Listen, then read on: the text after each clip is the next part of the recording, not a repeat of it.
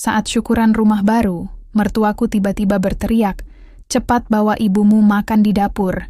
Di sini sudah sempit." Dia tidak tahu bahwa sertifikat rumah mewah itu, hingga perusahaan tempat suamiku bekerja, adalah milikku sepenuhnya. Lalu, bagaimanakah nasib mertuaku saat aku memutuskan untuk mematikan seluruh listrik dan menyita rumah itu detik itu juga? Gelak tawa dan obrolan bernada pamer masih berdengung riuh di dalam ruangan ber-AC tersebut. Bu Marni masih menjadi pusat perhatian, menceritakan harga gorden sutra yang dipesan khusus dari ibu kota. Namun, keriuhan itu mendadak terhenti ketika pintu gerbang jati yang besar di bagian depan terbuka. Sepasang suami istri parubaya melangkah masuk dengan ragu-ragu. Mereka adalah Pak Rahman dan Bu Aminah, orang tua kandung Najwa. Penampilan mereka sangat kontras dengan kemegahan rumah tersebut. Pak Rahman hanya mengenakan kemeja batik katun yang warnanya sudah sedikit memudar, sementara Bu Aminah memakai gamis kain biasa dengan jilbab instan sederhana.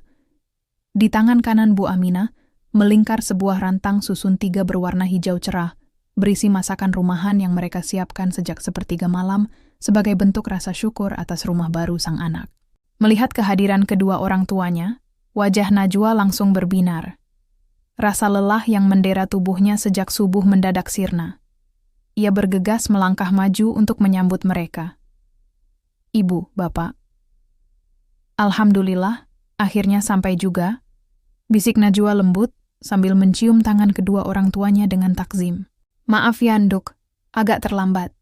Tadi busnya sempat mogok di jalan," kata Pak Rahman dengan senyum tulus, menyeka butiran keringat di dahinya dengan sapu tangan usang. Namun kehangatan itu seketika membeku. Dari ujung ruangan, langkah kaki yang dihentakkan dengan sengaja terdengar mendekat. Bu Marni berjalan setengah berlari dengan wajah yang mendadak merah padam. Matanya menatap tajam ke arah rantang hijau di tangan Bu Aminah, lalu beralih pada pakaian sederhana besannya. Bagi Bu Marni, kehadiran mereka dengan penampilan seperti itu di tengah-tengah tamu sosialitanya adalah sebuah aib besar. "Marni, itu siapa? Kok penampilannya? Tamu dari mana?" tanya Jeng Susan setengah berbisik, namun cukup keras untuk didengar oleh orang-orang di sekitar pintu. Pertanyaan itu membakar ego Bu Marni. Rasa malunya berubah menjadi amarah yang meledak-ledak. Tanpa memedulikan etika, ia berdiri di depan orang tua Najwa dengan berkacak pinggang. "Mau apa kalian ke sini? Dan apa itu yang kalian bawa? Rantang murahan?" semprot Bu Marni tanpa tedeng aling-aling. Suaranya yang melengking membuat seluruh ruangan seketika hening. Musik latar yang lembut pun seolah tenggelam oleh ketegangan yang mendadak mencekik. Ini kami bawakan semur daging dan urap kesukaan Najwa, Bu Marni. Untuk syukuran rumah baru anak-anak, jawab Bu Aminah dengan suara bergetar, mencoba tetap tersenyum, meski matanya mulai berkaca-kaca. Bu Marni mendengus jijik, sengaja membuang muka di hadapan teman-temannya. "Syukuran, kalian tidak lihat makanan apa yang disajikan di sini. Ini catering hotel bintang 5. Makanan kampung seperti itu hanya bikin kotor meja saya. Lagi pula, kalian lihat tidak? Ruang tamu ini sudah penuh dengan orang-orang terhormat. Tidak ada tempat duduk tersisa." Najwa menahan napas. Dadanya bergemuruh hebat mendengar kalimat kejam itu. "Bu, tolong jaga bicaranya. Ini orang tua Najwa," potong Najwa. Suaranya bergetar menahan tangis sekaligus amarah yang mulai membubung. Namun, Bu Marni justru semakin menjadi-jadi. "Memang kenyataannya begitu, kan? Bikin malu saja. Sudah, tidak usah banyak bicara. Ruang tamu sudah penuh. Bawa orang tuamu makan di dapur saja. Lewat pintu belakang, jangan lewat sini," perintah Bu Marni dengan telunjuk menunjuk ketus ke arah lorong belakang. Hening. Suasana pesta yang megah itu mendadak terasa mencekam. Pak Rahman hanya bisa menunduk dalam-dalam, meremas jemari istrinya yang mulai gemetar. Penghinaan itu begitu telanjang, menguliti harga diri mereka sebagai orang tua di depan puluhan mata yang menatap dengan pandangan menghina sekaligus kasihan.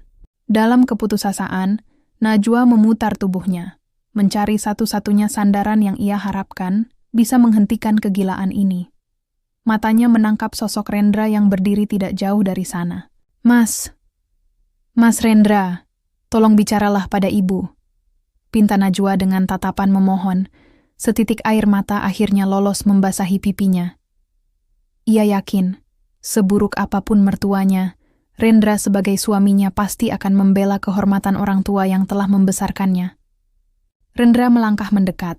Bukannya menegur ibunya, ia justru menatap Najwa dengan pandangan dingin dan datar.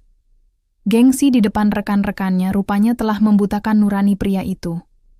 Rendra berbisik dengan nada ketus. Najwa, sudah, jangan bikin keributan di sini. Turuti saja kata ibu. Bawa bapak dan ibu ke belakang dulu. Gak enak dilihat tamu-tamu yang lain. Kata-kata Rendra bagaikan belati yang menghujam tepat di ulu hati Najwa. Hancur. Detik itu juga, seluruh rasa hormat dan cinta yang tersisa untuk suaminya menguap tanpa bekas. Pria yang berjanji akan melindunginya di depan penghulu ternyata hanyalah seorang pengecut yang rela mengorbankan harga diri mertuanya demi sebuah pujian palsu. Najwa menarik napas dalam-dalam. Ia menghapus air matanya dengan kasar. Tidak ada lagi ketakutan di wajahnya, yang tersisa hanyalah tatapan sedingin es. Tanpa mengucapkan sepatah kata pun, tanpa membuat keributan yang akan merendahkan dirinya, Najwa mengambil rantang dari tangan ibunya. Ia menggandeng erat tangan kekar ayahnya yang mulai keriput dan jemari ibunya yang dingin. Dengan langkah tegap dan kepala tegak, Najwa membalikkan badan. Ia tidak berjalan ke arah dapur seperti yang diperintahkan, melainkan melangkah lebar keluar melalui pintu utama, meninggalkan rumah mewah itu, meninggalkan suaminya, dan meninggalkan badai pembalasan yang siap ia lepaskan. Suara denting gelas kristal yang beradu dengan sendok perak terdengar seperti melodi kemenangan di telinga Bu Marni. Senyumnya tidak pernah surut sejak 2 jam lalu. Dengan gaun brokat payet berwarna emas yang berkilauan menerpa cahaya lampu gantung, ia berjalan berlenggak-lenggok di tengah ruang tamu yang luasnya hampir menyamai lapangan bulu tangkis. Wangi parfum impor yang menyengat mengiringi setiap langkahnya, menegaskan eksistensi kelas sosial baru yang berhasil ia pijak. Hari ini adalah hari pembuktian bagi seorang Marni. Acara syukuran rumah baru ini bukan sekadar ritual doa, melainkan panggung teater yang sudah lama ia impikan untuk memamerkan kejayaannya kepada geng arisan sosialitanya. Jeng Marni, ya ampun. Ini sofa beludrunya halus banget. Pasti bukan buatan lokal, kan? Tanya Jeng Susan, salah satu anggota arisan yang penampilannya tak kalah mentereng, sambil mengusap lengan sofa berwarna marun. Bu Marni tertawa kecil, sebuah tawa yang sengaja dibuat sedikit mendesah agar terdengar elegan. Ia mengibaskan kipas sutranya dengan gerakan anggun.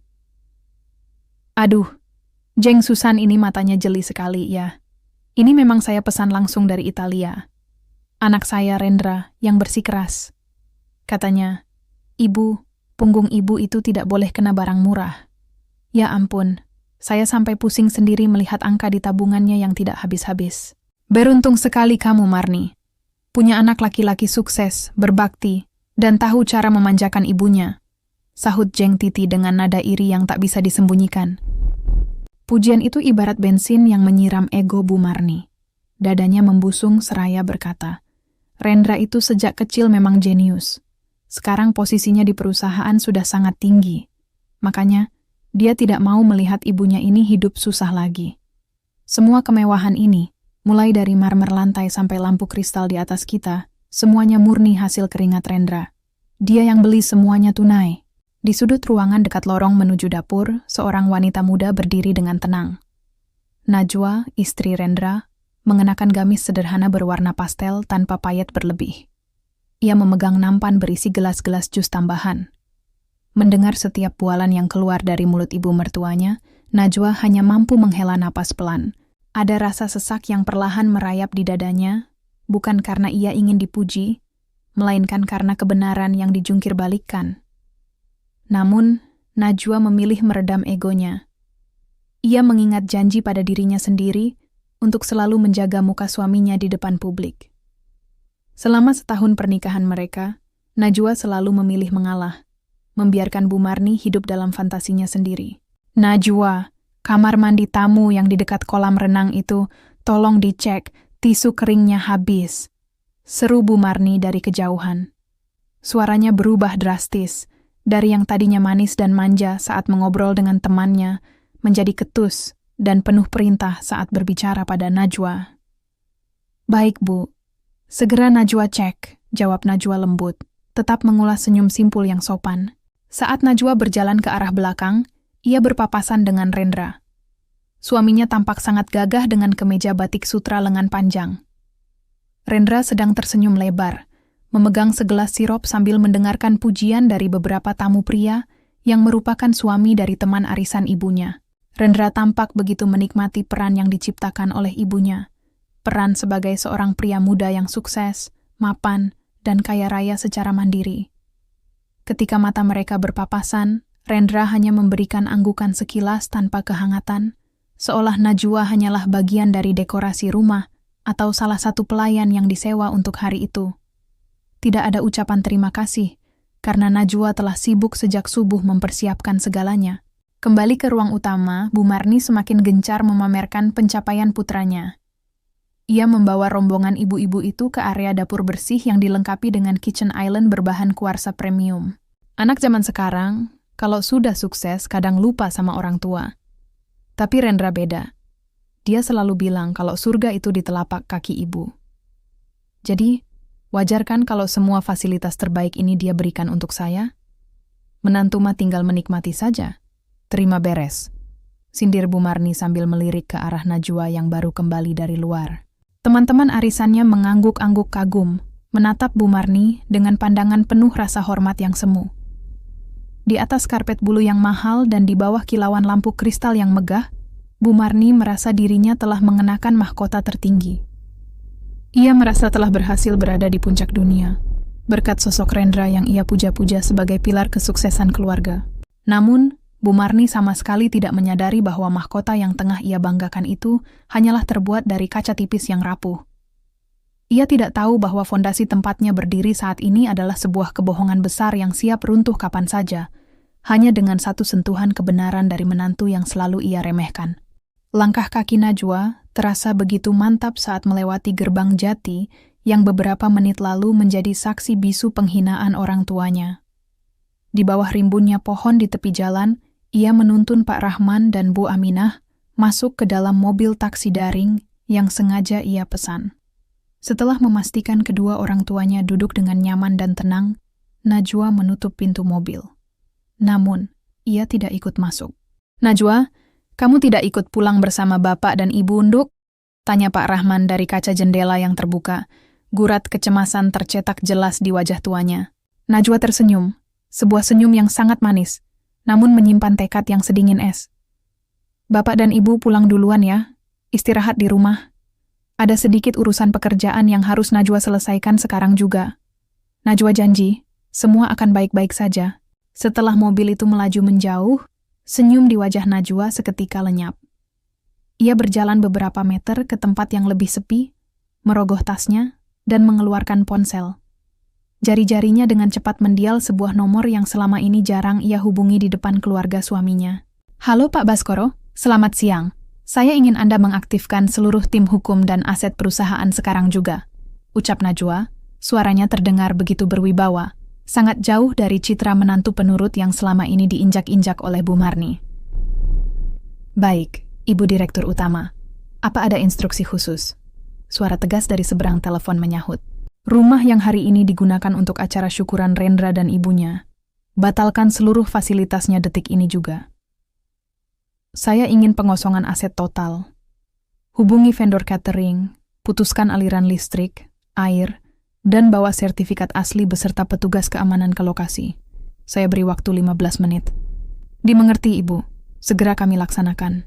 Najwa menutup telepon. Ia bersedekap, menatap rumah megah bergaya Eropa modern di hadapannya dari kejauhan. Rumah itu dibeli murni dari dividen perusahaan properti dan tekstil warisan mendiang kakek Najwa, yang selama ini ia kelola sendiri sebagai pemegang saham tunggal. Rendra, suaminya itu hanyalah seorang manajer tingkat menengah di salah satu anak cabang perusahaannya.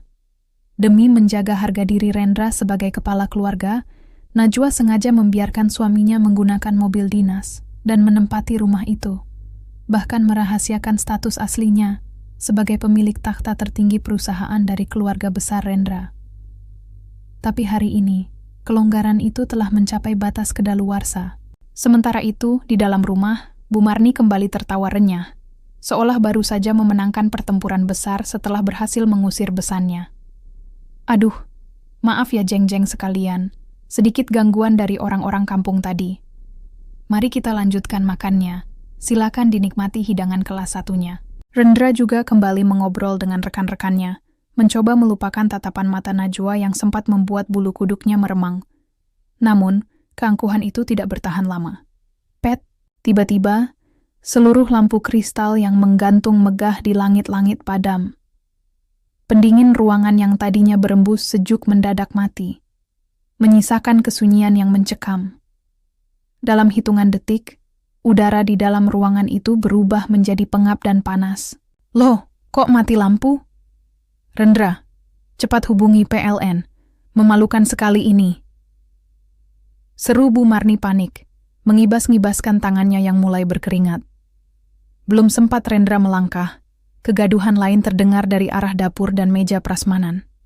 Para pramusaji dengan seragam rapi mulai membereskan piring-piring, mangkuk sup, dan wadah pemanas perak, lalu memasukkannya kembali ke dalam kotak logistik. Mas, ini kenapa makanannya malah dibereskan? Pesta kami belum selesai. Protes Jeng Susan yang sedang memegang piring kosong. Mohon maaf Ibu, kami mendapatkan instruksi langsung dari pihak manajemen pusat bahwa pembayaran untuk catering acara ini telah dibatalkan secara sepihak oleh pemilik rekening utama.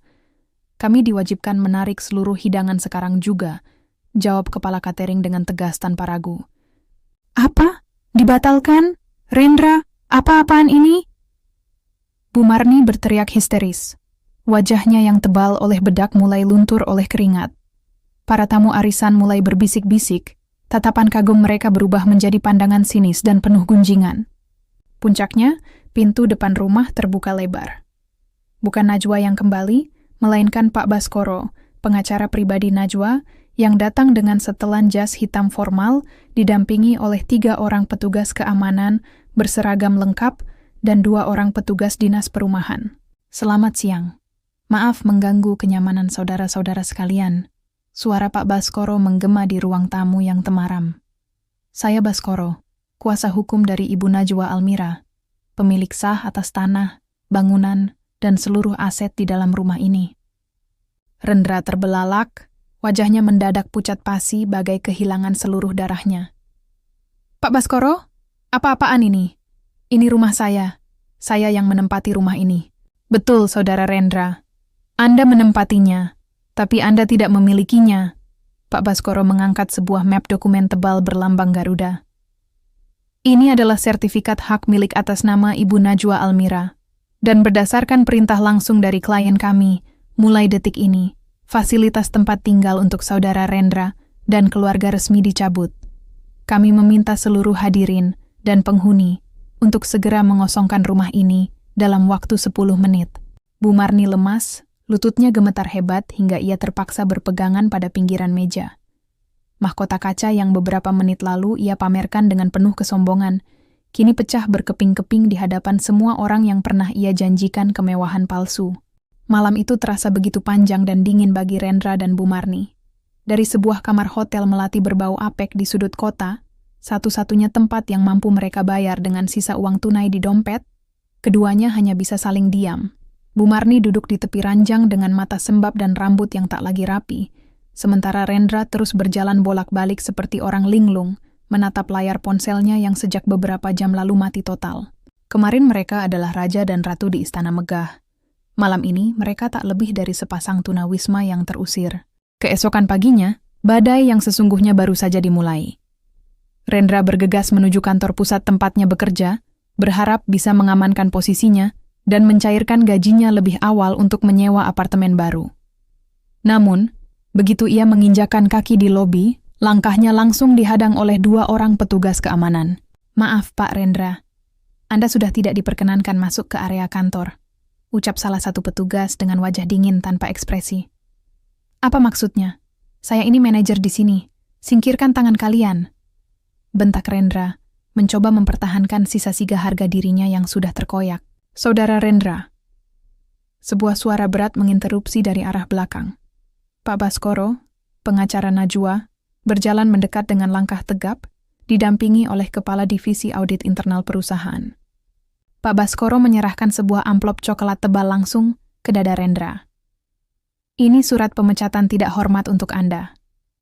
Tim Audit Internal Perusahaan telah menyelesaikan pemeriksaan darurat sejak tadi malam.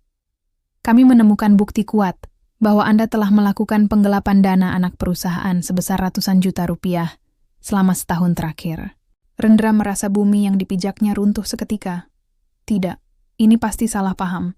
Saya bisa jelaskan. Penjelasan Anda tidak lagi diperlukan di sini. Dana tersebut terbukti mengalir ke rekening pribadi Anda, yang kemudian digunakan untuk membiayai kartu kredit instan, pembelian perhiasan, dan gaya hidup mewah ibu Anda. Lanjut Pak Baskoro tanpa belas kasihan.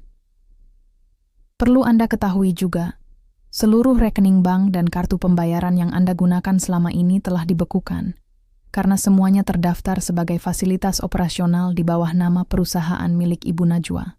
Rendra mundur selangkah, napasnya memburu. Kenyataan bahwa Najwa adalah pemilik tertinggi perusahaan tempatnya bernaung kini menghantamnya seperti godam raksasa. Selama ini ia mengira istrinya hanyalah wanita rumahan biasa yang beruntung mendapatkan pria sukses seperti dirinya. Ternyata, dialah parasit yang hidup di atas kekayaan istrinya sendiri. Ibu Najwa menunggu Anda di restoran Hotel Mahkota sekarang. Ada hal terakhir yang harus diselesaikan. Ucap Pak Baskoro sebelum membalikkan badan dan meninggalkan Rendra yang berdiri mematung di lobi. Setengah jam kemudian, dengan pakaian yang mulai kusut dan sisa keberanian yang dipaksakan, Rendra melangkah masuk ke restoran hotel mewah tersebut. Di sudut ruangan yang privat, Najwa duduk dengan anggun. Ia mengenakan pakaian formal yang sangat berkelas, memancarkan aura kepemimpinan yang kuat. Tidak ada lagi jejak menantu penurut yang selalu menunduk di depan Bu Marni. Melihat Najwa, Rendra langsung menghambur ke meja tersebut, mencoba meraih tangan istrinya. Najwa, tolong aku Mas, mohon. Mas khilaf, Ibu juga sudah menyesal. Tolong cabut pemecatan itu Najwa. Kita bisa mulai lagi dari awal kan? Mas janji akan berubah. Rendra memohon dengan suara bergetar. Matanya berkaca-kaca menatap wanita yang dulu ia remehkan. Najwa dengan tenang menarik tangannya sebelum sempat disentuh oleh Rendra. Ekspresi wajahnya sedingin es, tanpa ada sedikit pun riak emosi atau dendam yang meluap-luap.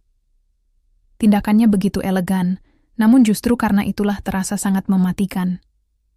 Najwa menggeser sebuah map putih di atas meja ke hadapan Rendra. Tanda tangani itu, ucap Najwa singkat. Suaranya terdengar datar namun syarat akan ketegasan yang tak terbantahkan. Rendra membuka map tersebut. Di lembar pertama, tertulis dengan jelas, Surat Gugatan Cerai. Di lembar-lembar berikutnya, terdapat salinan dokumen korupsi Rendra, serta satu hal yang membuat jantung Rendra seolah berhenti berdetak, setumpuk bukti utang rahasia Rendra kepada rentenir ilegal yang ia gunakan demi menuruti gengsi ibunya yang ingin terus dipuji oleh teman-teman arisannya. Jika kamu menandatanganinya sekarang secara kekeluargaan, aku akan menunda penyerahan bukti penggelapan dana ini ke pihak kepolisian selama beberapa waktu. Lanjut Najwa, menatap lurus ke dalam manik mata Rendra. Tapi jika kamu menolak atau mencoba menawar, hari ini juga kamu akan keluar dari hotel ini dengan borgol di tanganmu. Rendra menatap surat cerai itu, lalu menatap Najwa. Ia tahu, ia tidak memiliki kartu as apapun lagi. Seluruh fondasi hidupnya telah hancur, dan wanita di hadapannya bukan lagi sosok yang bisa ia manipulasinya dengan kata-kata manis. Dengan tangan yang gemetar hebat dan air mata penyesalan yang terlambat menetes, Rendra meraih pena. Ia menorehkan tanda tangannya di atas kertas putih itu, merelakan akhir dari pernikahan, karier, dan seluruh kehormatan palsu yang selama ini ia agung-agungkan. Bunyi klakson kereta api yang memekakan telinga kini menjadi alarm harian baru bagi Bu Marni dan Rendra. Setiap kali lokomotif besi itu melintas, dinding-dinding tripleks kontrakan sempit sewaan mereka bergetar hebat, merontokkan debu-debu dari langit-langit yang bocor. Di ruangan pengap berukuran 3x4 meter yang berbau lembab itu, tidak ada lagi sofa bludru Italia atau lampu kristal berkilauan. Yang ada hanyalah sebuah kasur lantai tipis tanpa spray dan tumpukan baju dalam kardus. Bu Marni duduk meringkuk di sudut ruangan, memeluk lututnya yang mulai sering linu. Wajahnya yang dulu kencang, karena perawatan kini tampak kusam, berkerut, dan dipenuhi gurat kecemasan yang mendalam. Kebanggaannya telah runtuh total. Yang tersisa hanyalah rasa lapar dan ketakutan yang mencekam. Gedor, gedor, gedor. Pintu kayu yang rapuh itu dihantam dari luar dengan kasar, membuat Bu Marni terlonjak kaget. "Rendra, keluar kamu, bajingan, bayar utangmu." Teriakan garang dari luar langsung membuat atmosfer di dalam kontrakan menjadi tegang. Itu adalah suara para penagih utang dari rentenir ilegal.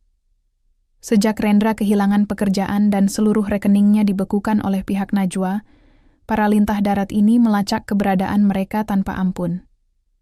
Bunga utang yang dulu digunakan Rendra untuk membelikan Bu Marni perhiasan emas demi gengsi di depan teman arisannya, kini telah membengkak menjadi gunung yang siap mengubur mereka hidup-hidup. Rendra, yang penampilannya kini berantakan dengan janggut tipis yang tidak terawat dan mata yang cekung, keluar dari sudut dapur darurat dengan tubuh gemetar. Ia membuka pintu sedikit, mencoba memohon. "Tolong, Pak, beri saya waktu seminggu lagi. Saya belum dapat pekerjaan baru," rintih Rendra.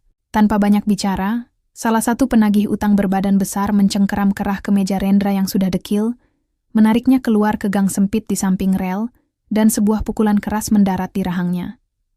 Rendra tersungkur di atas tanah berbatu. Bu Marni yang melihat hal itu dari celah pintu hanya bisa menjerit histeris, menangis tanpa berani keluar untuk membela anak kesayangannya. Di tempat kumuh ini, tidak ada satupun tetangga yang peduli. Mereka sudah terbiasa dengan keributan. Setelah para penagih utang pergi dengan ancaman akan kembali membawa senjata, jika minggu depan uangnya belum siap, Rendra merangkak masuk kembali ke dalam kontrakan dengan sudut bibir yang berdarah dan tubuh yang memar. "Rendra, anakku." Bu Marni mendekat dengan air mata yang mengalir deras, mencoba mengusap luka di wajah putranya. "Bagaimana kita bisa hidup seperti ini? Ibu lapar, Rendra. Ibu tidak kuat lagi." Rendra menepis tangan ibunya dengan kasar, tatapannya penuh dengan keputusasaan dan kemarahan yang tertahan. "Ini semua karena ibu.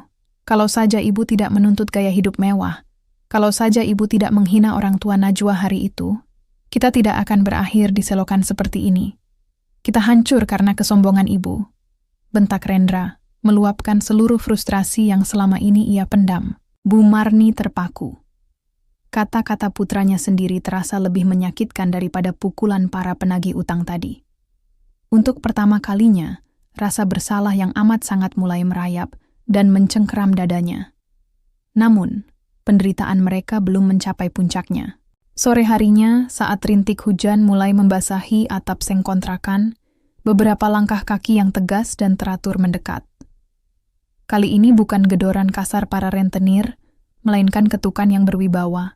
Ketika Rendra membuka pintu dengan sisa-sisa rasa takutnya, ia mendapati 3 orang pria tegap mengenakan pakaian dinas kepolisian, didampingi oleh Pak Baskoro yang berdiri tenang di belakang mereka. "Saudara Rendra Yudha?" tanya salah satu petugas polisi sambil menunjukkan sebuah lencana dan selembar surat resmi. Rendra membeku, lidahnya mendadak kelu. "Ya, benar Pak. Kami dari Kepolisian Resort Kota membawa surat perintah penangkapan atas nama Anda berdasarkan laporan resmi dari tim hukum PT Almira Megah Property terkait tindak pidana penggelapan dana perusahaan dan penipuan dokumen-dokumen keuangan." Mendengar kata penangkapan, Bu Marni langsung histeris. Ia berlari ke depan, mencoba menarik tubuh Rendra dari cengkeraman petugas. Jangan bawa anak saya, Pak. Saya mohon. Dia anak baik, dia tidak salah. Najwa, ini pasti ulah Najwa, kan? Tolong katakan pada Najwa untuk memaafkan kami. Teriak Bu Marni luntang-lantung. Air matanya bercampur dengan peluh. Petugas dengan tegas namun sopan melepaskan kaitan tangan Bu Marni.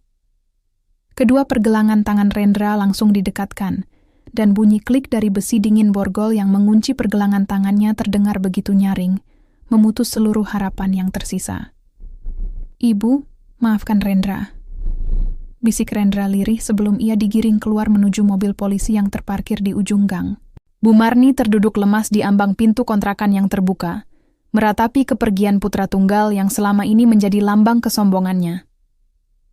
Di bawah guyuran hujan dan gemuruh kereta api yang kembali melintas, Bu Marni menangis sejadi-jadinya, sendirian, menyadari bahwa ia telah kehilangan segalanya termasuk anak yang ia puja-puja.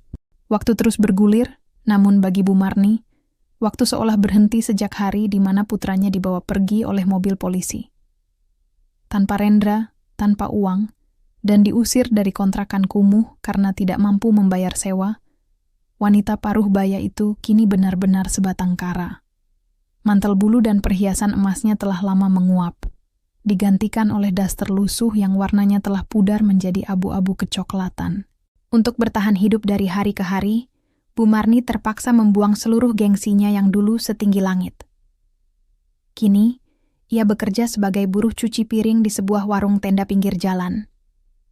Setiap malam, jemarinya yang dulu selalu dihiasi kuteks mahal harus terendam air sabun yang dingin, menggosok noda minyak dari ratusan piring kotor milik orang lain demi beberapa lembar uang ribuan yang hanya cukup untuk membeli sepotong roti dan sebotol air mineral.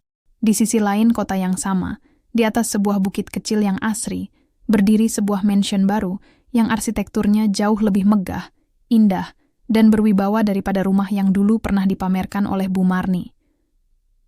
Namun, di dalam rumah itu tidak ada aroma kesombongan atau pamer kekayaan. Yang ada hanyalah kehangatan sejati. Najwa, yang kini memimpin penuh imperium bisnis mendiang kakeknya, tumbuh menjadi sosok pengusaha wanita yang sangat dihormati. Malam itu, ia tampil sangat anggun dengan pakaian muslimah yang bersahaja namun berkelas. Di sampingnya, Pak Rahman dan Bu Aminah duduk di sofa ruang tengah yang nyaman. Kedua orang tua kandung Najwa itu kini hidup dengan sangat terhormat dan bahagia, dirawat dengan penuh kasih sayang oleh putri mereka tanpa pernah kekurangan suatu apapun.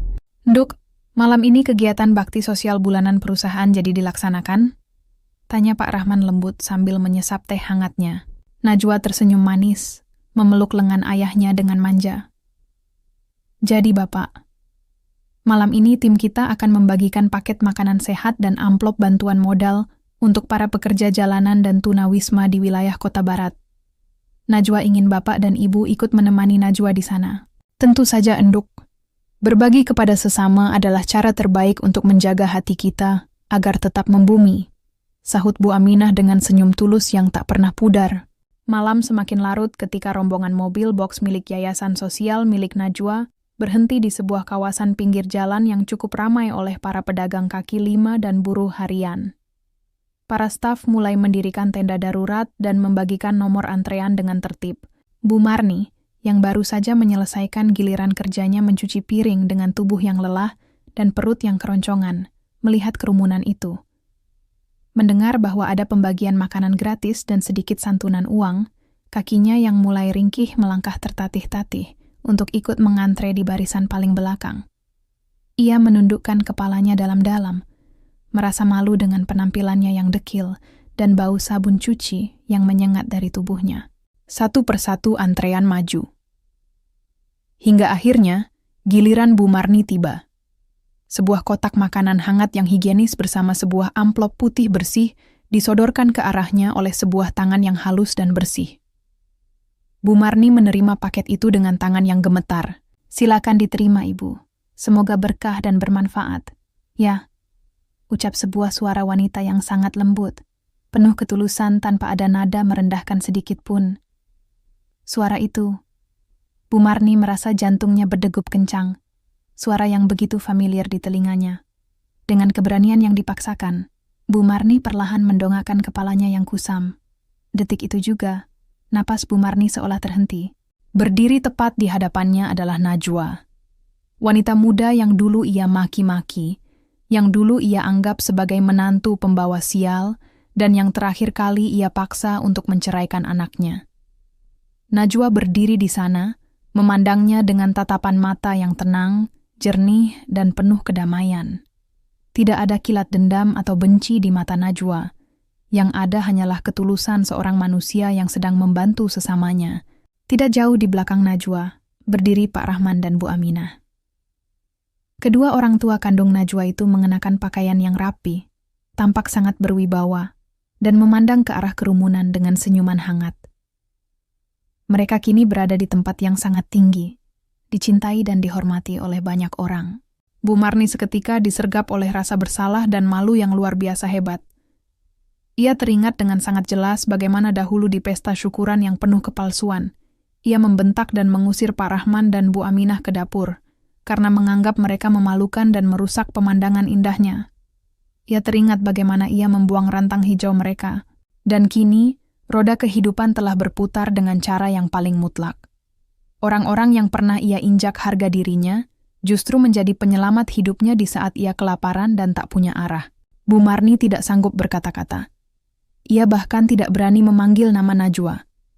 Dengan tubuh yang gemetar hebat, ia memeluk kotak makanan dan amplop itu erat-erat di dadanya, lalu berbalik dan berlari sekencang yang ia bisa, menjauh dari kerumunan, mundur ke dalam kegelapan malam yang dingin. Di bawah sebatang pohon tua di tepi jalan yang sepi, di bawah siraman cahaya lampu jalan yang redup dan temaram, Bu Marni terduduk di atas trotoar. Air matanya mengalir deras tanpa bisa dibendung lagi, membasahi pipinya yang kotor. Ia menangis tersedu-sedu, dadanya sesak oleh penyesalan yang terlambat. Sembari memeluk kotak makanan pemberian dari wanita yang pernah dihujatnya, Bu Marni akhirnya menyadari sebuah kebenaran yang paling hakiki, bahwa kesombongan tidak pernah membangun apapun selain kehancuran, dan karma selalu menemukan jalannya sendiri untuk menjemput orang-orang yang melupakan arti kemanusiaan.